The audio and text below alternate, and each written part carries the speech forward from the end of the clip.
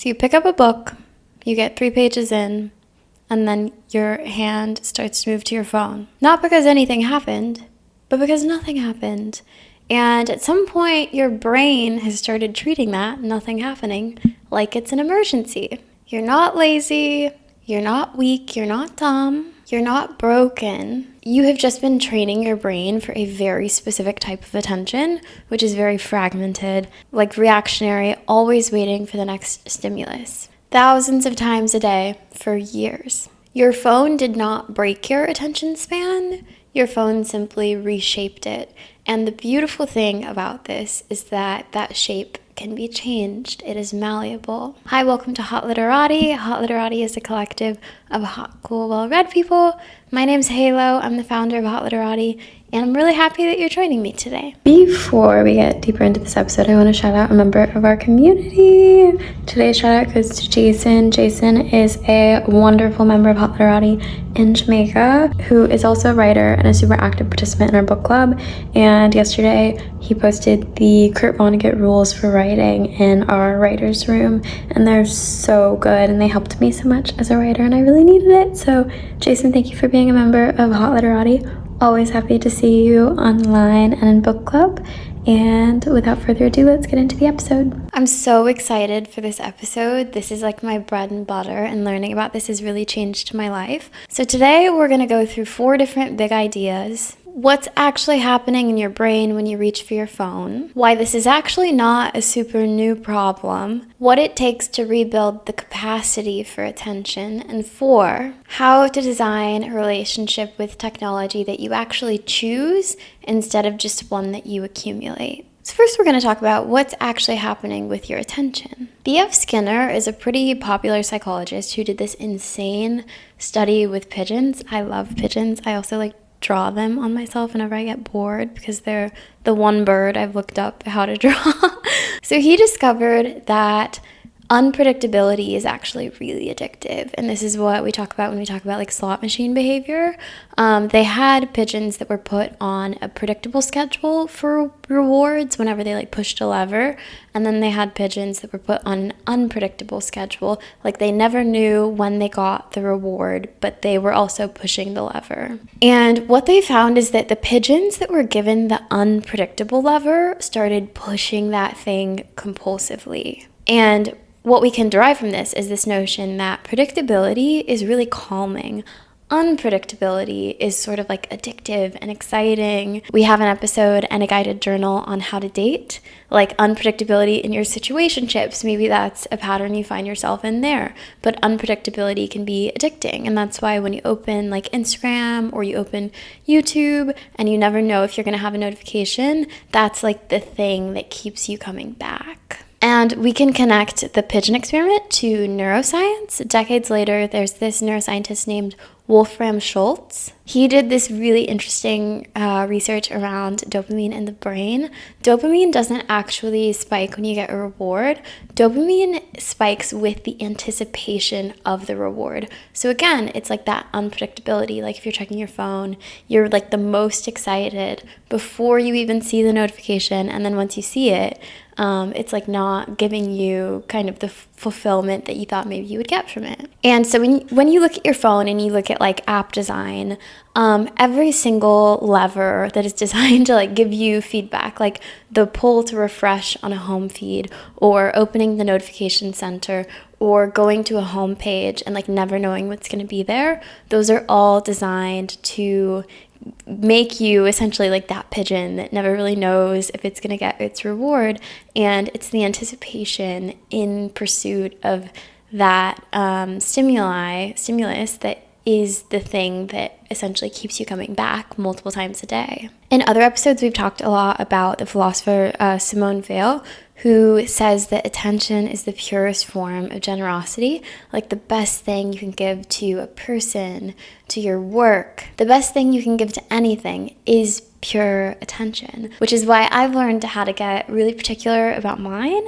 But, I got social media at 12, so it was something I had to really reflect on and set intentions around and teach myself. And now I have a much healthier relationship with all of it, which I think I hope is a really good example for you all. So now let's talk about why this is not a new problem. So now let's talk about why this is actually not a new problem when we look at like the long history. In 1654, Blaise Pascal wrote about how humans cannot sit quietly alone in a room for an extended period of time. He argued that like hunting, like business, like these basic things of society were kind of people avoiding their own mortality and just like sitting quietly with what it means to be human. Obviously, we're not in 1654 anymore, and we do have a society, like we live in a society. But he did sort of diagnose the problem of how a lot of us like can't necessarily just sit with like stillness in our own minds and just in a quiet moment of reflection for a long amount of time. Then when we get to the early 20th century, we get to two really interesting things in history. We get to cinema and industrialization. There's this man named Walter Benjamin who wrote about the reorganization of attention around things like cinema and new industries. He wrote about this new type of attention called shock that he attributed to the work of like being on a factory floor or the work of sitting and watching a film. And he said that instead of sitting with anything, people were all of a sudden rapidly interpreting like disconnected stimuli, whether that's like the work that you are doing on the factory floor or like connecting a scene to a scene in a piece of cinema. So he was saying that we weren't really like dwelling on anything anymore.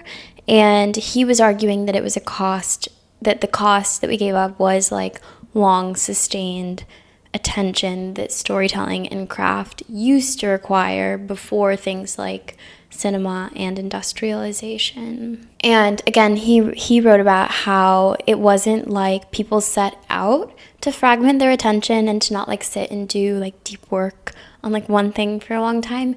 It's that the world was changing and like the collective communities and individuals and the ways in which they paid attention to things changed in response to that. So we can connect that to where we are today with like phones. It's not that anyone is like lazy or broken or like weak mentally. It's that we had this crazy thing happen with the invention of the internet and the smartphone. And what we've lived through is just human attention kind of changing and shaping in response to that. And I think even the fact that people are having conversations around like the attention economy and how they want to spend their time is a really beautiful sign. And that's like one of my things that I'm always thinking about as an entrepreneur, as a creative, is like, how do I create something that's like worth people's time and help them also just feel like more intellectually stimulated and excited about their creative projects, their work, their broader communities. So now let's get into the next section. We're going to talk about rebuilding the capacity for deep, sustained attention. We're going to shift from a simple diagnosis of the problem into a real solution. There are two things that can actually really help build your attention span, and surprisingly, neither of them is actually a habit tracker or an app blocker or anything like this. The first thing that's really important to help rebuild your attention is the art of being bored. Boredom is so powerful. There's a neuroscientist named Mary Helen Imordino-Yang, and she did a lot of intellectual work on something called the default mode network in your brain.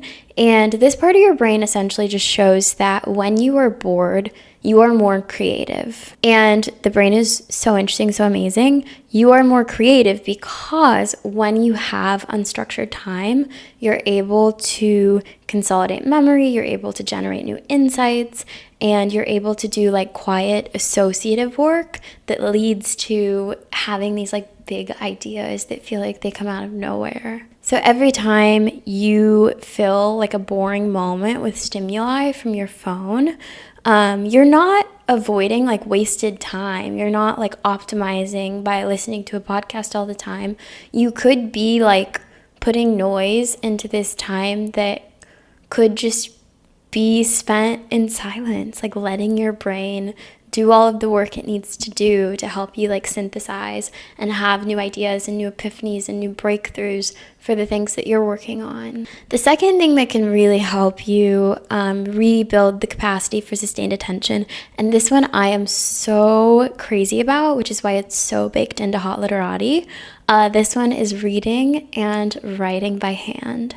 A thick novel demands like deep sustained attention in a way that a film or a TikTok or a podcast doesn't necessarily. You can't skim Tolstoy. You have to like sit and read Tolstoy, and that's why it's so good for training your attention span. This really can transfer into like other aspects of your life, and it's such an easy, like attainable way of practicing the art of like focusing on one imaginative thing for a long time. And we talk so much about handwriting as a brand because your muscle, brain, your mind-body connection is so important when you're writing. And we have a lot of guided journals on our website and soon in the app as well, because asking like questions of yourself and just sitting and thinking like, what do I think about this? What do I think about this? And the act of writing for a long amount of time can just take your attention span and the way that you think about the world and expand it in this really beautiful, deep way. So those are two of the reasons why I like love reading and writing by hand, and I am always like a huge advocate for it. And boredom and conversation with it, like these are two things that can take your attention span and your like brain health and so much else and just like make them so delicious and like long form and deep. So now, section 4, let's talk about designing your attention span and your relationship with your phone on purpose. Cal Newport is a writer who's made a very good point around conversations around phones and like phone addiction. He talks about how most of the conversations in this wheelhouse sort of miss the point. It's not necessarily like the technology itself. It's like Alfred Adler, the psychologist, argues like every problem in your life is a relationship problem, your relationship with that thing. So the problem in the phone conversation a lot of the time is more so our relationship with our phones and our relationships with social media. A lot of us, I think, set up these sort of like default habits with apps and with social media and technology. Like we download an app because someone recommended it and it's like cool, and we don't think about like, do I want this? Is this adding value to my life? Or maybe you open Instagram at 11 p.m. and start watching reels of dogs, which I used to do a lot, just because it's there and you're tired and you just want like cheap brain food right before you go to bed, but then it keeps you up late because it's blue light. And I guess the point I'm trying to make with those is like, these are not decisions. These are just like default things that we do without really thinking about it because they're there and they're accessible because you can like open that app or download that app. I think a really helpful lens to introduce here is by this philosopher, Albert Borgman. He talks about something called focal practices. These are activities that demand skill. They demand that you be 100% present in it, that you give it sustained attention, like reading a really difficult book or cooking a meal that has a lot of different parts that you're just like so absorbed in. These are so different from like device paradigm activities, which they deliver like a commodity instantly without requiring you to truly engage with it in any way. And neither of these are like virtuous. Like I think there's no morality in this, and I don't want to be like virtue signally. Like it's not a bad thing to be on your phone all the time, but when you do like focal practices, like things that require you to really show up for it and be present, these are the sort of things that build your character, that make you feel like super present and excited in your life. And these are the things that we're like big advocates of here at Hot Literati. So we have a course on our website that is called How to Reclaim Your Attention. That's like a guided course that teaches you things like this, asks you questions about your own relationship with your attention span with your phone. And the exercise at the end, it isn't a list of rules, it's an attention charter, which requires you to talk about like what you actually value, and then has you like think about what you pay attention to and how you spend your time, and if those two things actually match or not. So yeah, that's how to reclaim your attention. I hope this was informative and helpful. And if you're interested in doing like the deep work of lengthening your attention span and integrating more of these like focal point activities, then I highly recommend you join our community at hotliterati.com to take our courses, and or you can also download our app, which is like a book tracker and has these like focused reading and writing sessions that you can do. I love it. I use it so much every day. It's like my top app now in terms of my screen time, which is a good feeling. But yeah, thank you so much for joining me, and I'll see you guys in the next one. Bye.